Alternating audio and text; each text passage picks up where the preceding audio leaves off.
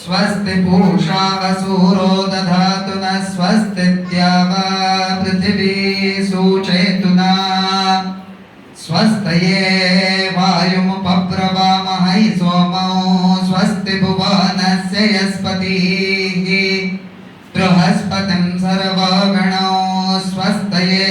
स्वस्तयो आदित्यासो भवन्तु नः विश्वे देवानो अद्या स्वस्तये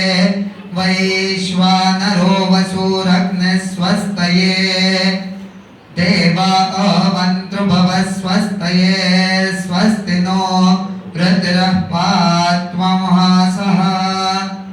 स्वस्ति मित्रावरुणा स्वस्ति पथ्ये रेवती स्वस्ति न इन्द्रश्चाग्निश्च स्वस्ति नो मदिते कृधि स्वस्ति पन्था मनूचरेम सूर्या चन्द्रमसा विवा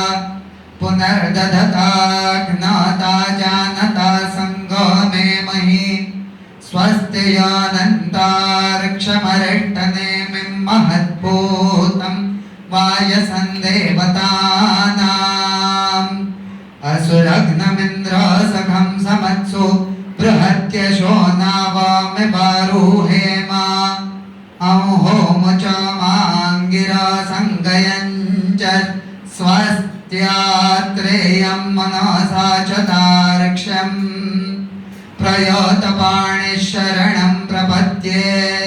स्वस्ति संवादेष्वभयन्नोऽस्तु शान्ता पृथिवी शिवमन्तरिक्षं द्यौर्नो देव्यभयन्नो अस्तु शिवादिशः प्रदिश उत्तिशो न आपो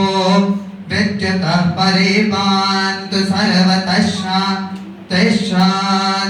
शान्तिः हरिः ओम्।